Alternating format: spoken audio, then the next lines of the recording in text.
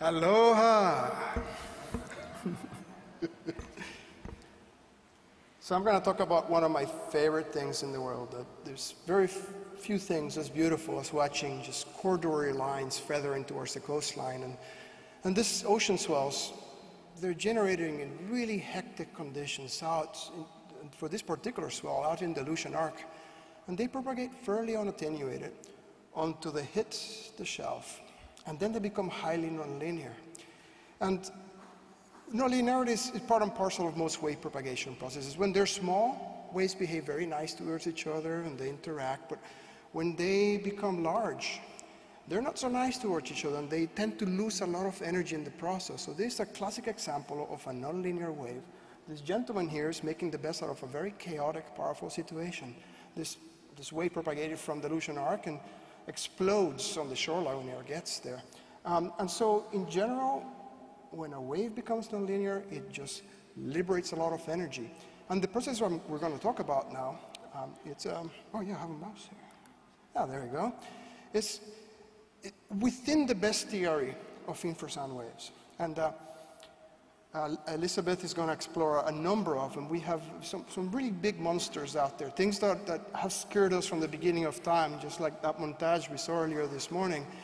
These things have been around from the beginning, and they're truly awesome things.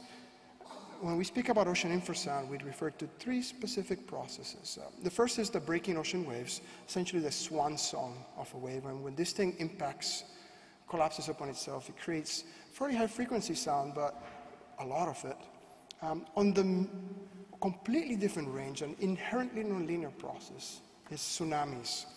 And those are beginning to end, highly nonlinear, and as you know, quite devastating. And this is a pretty new area of research for infrasound, and we have some very intriguing questions to answer.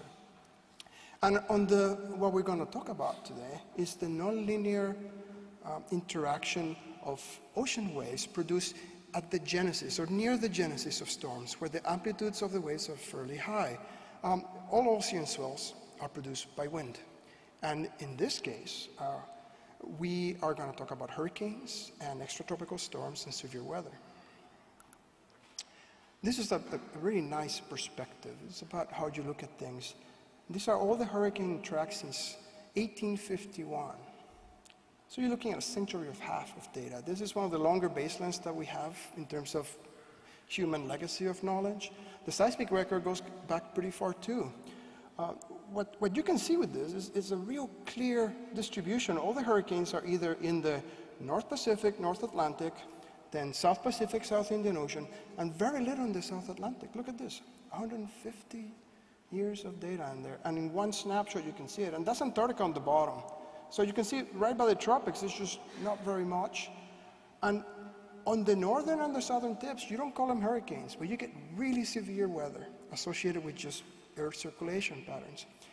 And that equation there, it's a summary of about half a century of research, really. It's an oversimplification. It tells you that when ocean waves are big enough and energetic enough, they don't just go through each other, they collide. They really interact very strongly with each other, and they dissipate power as sound. In the atmosphere, it's called the microbarum. In the ground, it's called the microseism, also in the ocean column. So you can see the inherent nonlinearity of it. H is the wave height squared, so you have a product of two waves, but they only radiate when they're propagating against each other. The klapitosis, essentially. And so the acoustic pressure that we're going to observe, it's not proportional to the wave height itself, it's proportional to the energy of the waves propagating against each other at very high intensities. It's an inherently nonlinear process, and what you get is a difference frequency. So you end up with whatever the ocean periods are, you get twice that or half the frequency. So this is what I'm calling the microbarums. And we have 150 years of hurricane data. That's really nice. It's seismic, a few decades. For infrasound, we're just hitting our decade now. This is really exciting because there's a lot of global cycles that have 7-year El Niño oscillations, and you got solar cycles. You have a lot of patterns that you need a long-time record to see it. And we can start looking for this now. So we can really start looking at climate variability. And this is an average of 11 years based out of this ocean circulation models and ocean wave models. And the atmospheric community has this beautiful setup where every few years they just reevaluate everything they know using the best physics in the models. So these models are very smooth, piecewise continuous, and they're not necessarily accurate, but they're the best we have. And we have to work within that because there's no way we can sample the whole universe to our desire. So if you average all the predicted microbaron field over the whole world, and this is like half a degree grids with at 3-hour intervals, and you average them all, and you get some unsurprising results. Like in winter, in the northern hemisphere winter, most of the high energy is in the northern hemisphere, both in the Atlantic and the Pacific. And in the austral winter, or summer, it's in the southern hemisphere. Okay, no news there. Also during the shoulder periods, it's kind of evened out. This would be spring and fall.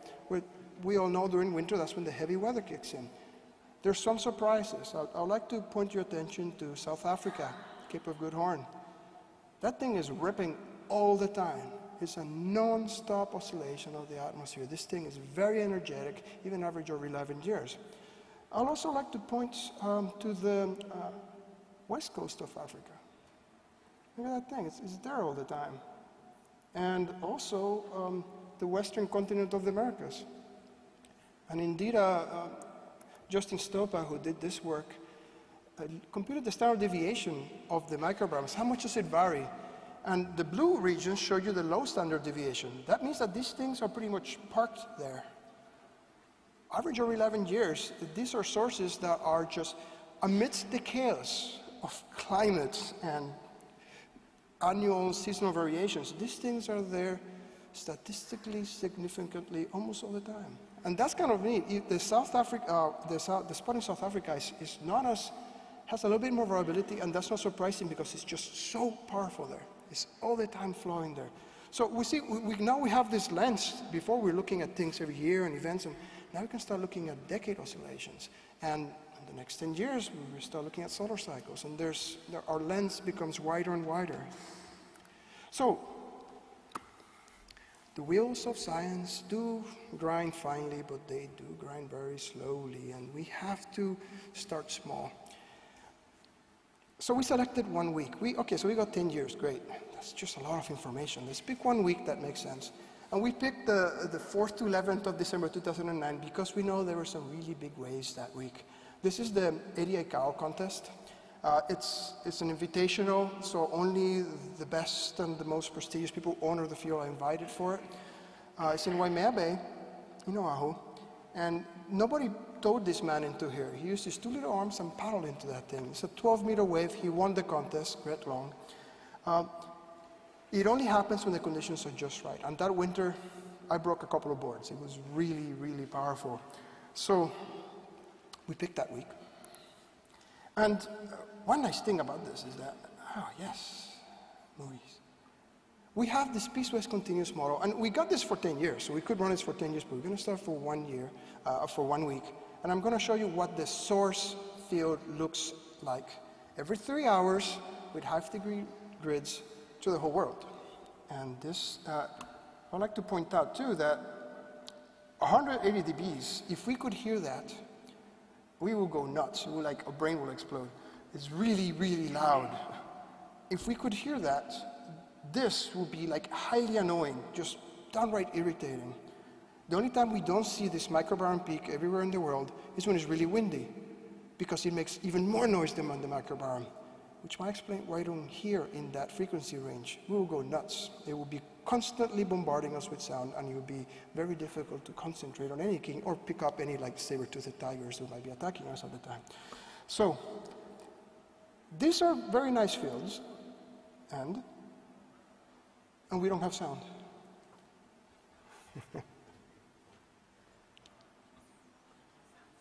So when I first heard that, this is a very band-limited process. it's a spectrum of the ocean surface waves with peak around 10-second periods. And because you're dividing them by 2, there's even more narrow band than it. So what you have is a narrow band process. Okay. I can escape. May I escape? Yes. Okay. And now? Oh, look, there's sound now. Excellent. Bingo. Okay. And so this is a fairly monochromatic. It's more of a drone than anything else. So a few years back, I thought about it. What would be the equivalent sound that we could recognize? This is that Mongolian tuban singing type of mapping. And it's got a little AM oscillation on that, but that's the closest I can think of to what this microgram would sound like. And it's real nice in short intervals, but if this was going on all the time, it'll be quite something. So remember that sound, because we're going to hear it again later with a different superposition. So that's the sound field. Great. Now we have to go through this. This is our propagation medium, and it's got variability, spatial and temporal, at every scale. So what do we have? A fairly vigorous and highly nasty nonlinear source process that propagates through relentless variability. Most people just throw their hands up in despair at this point, but Elizabeth showed some of the propagation paths, and that's what that lower figure shows. We have, in general, 2 waveguides. One is below the stratosphere, and one is below the thermosphere. And all this variability affects where the sound goes. Well, as it turns out, if this didn't every now and then work really well, we wouldn't even pursue it. But so it happens that sometimes, despite this mayhem, we actually get reasonable results. So we're going to pursue this, yes? Oh, 5 minutes, no problem. What do scientists do? Well, we create a model and then we compare them with observations and then compute the errors. So we have the CEA, our colleagues Alexis Pichon and Robin Matosa, did the whole the whole global network for very, very long times, and they provided the global bulletins. And then we have the microbar model estimates with the UH of ocean engineering. That would be Justin Stopa and Dr. Fay. And then we can start constraining global associations. So you all hear about global associations, right? Well, I'll show you one way to do it for a band-limited process using azimuth, range, magnitude, and time.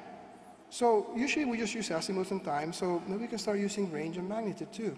And now, what this does, it changes the nature of the dialogue. Instead of wondering how the heck we're doing that, we start concentrating on how do we minimize the residuals? How do we optimize this problem?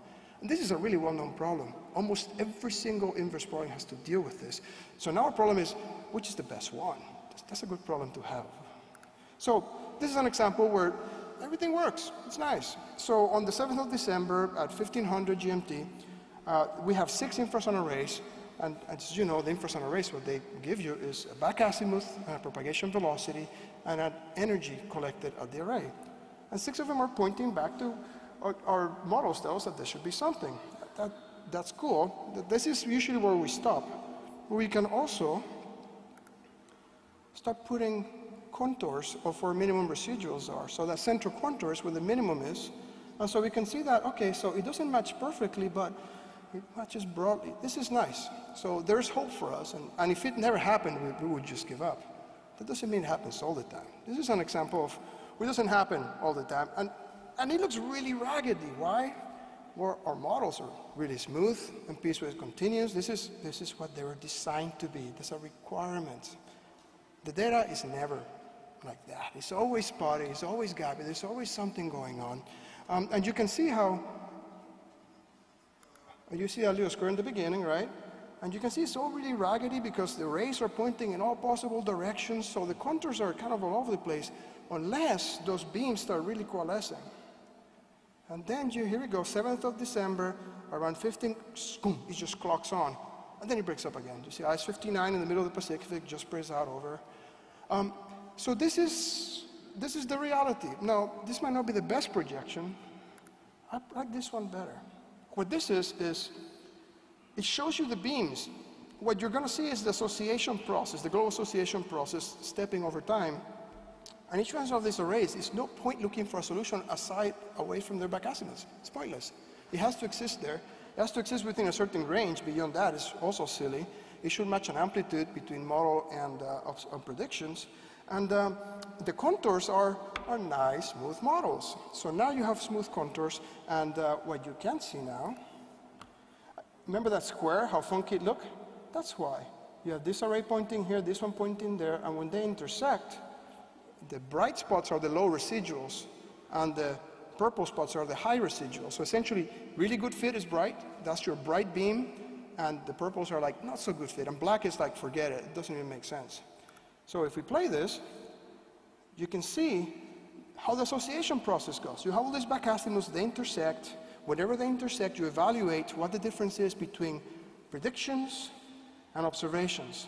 And you assign a weight to that. And the bright spots are the good, where you actually get good associations. And you can see that the contours sometimes match and sometimes don't. But that's okay, because this is data. And this is a very sparse network when you think about it. It's only with 6 stations. All right, so this is a kind of like pre-case study. And now we're ready to take on the world. Now you thought there was a lot going on there. This is really a lot. So I'm going to play it anyway. But there's so much stuff going on. I've studied these things for weeks, and I still find little tidbits. So these are all the array beams pointing back to where the array tells you that it should be. And then you measure how well they intersect and how low the residuals are. The bright spots are essentially where the sources are. And again, I'm not thrilled with that, because it's almost like too much information there. So going on to, oh yes, it has to play out. The next one, whoa, hello. No, don't play again. There it is. All right, let's look at the infrasound constellation. This is the IMS infrasound constellation, and we're going to now plot just the back azimuths and the places where you have the least residuals. Now what I've done is I've mapped one sound type to Mongolia. That'll be that throat singing, and another sound type to the Dutch station in Greenland. So it's more of a classical music piece. And I'm not too sure how this is going to work out, because it sounded good on my headphones. But so this is the constellation, and this is, it's got bass.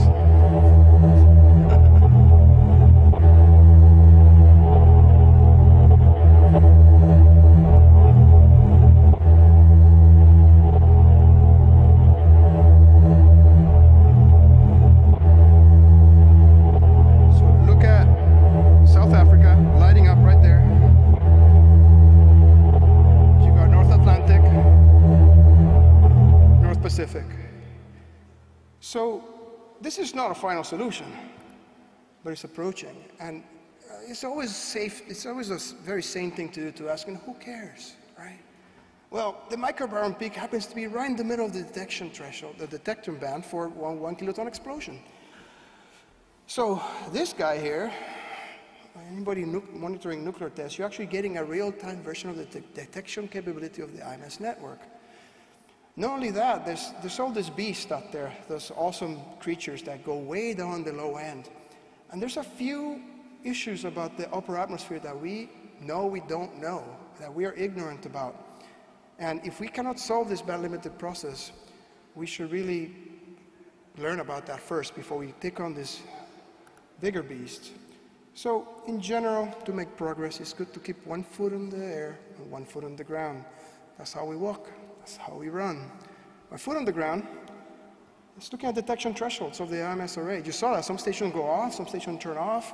It tells you a little bit about the data quality. If you're not picking up the microbaron, maybe your sensor, maybe your array has a problem. You can also monitor severe weather. That's going to be pretty interesting. And quantify climate variability, because it matters. So it turns out, as the RISE project has shown you, we are measuring variability directly. In fact, all our infrasound records, all those changes from expectations, that's exactly what it is. It's a measure of climate variability. On the foot in the sky, well, the things we know we don't know. Let's explore the acoustics of near-space atmospheres. What is going on up there in the ionosphere, also known as the ignorosphere? Not just for planets, or other places that might be hospitable to us in some future. And that's all I have. Thank you. Thank you, Milton.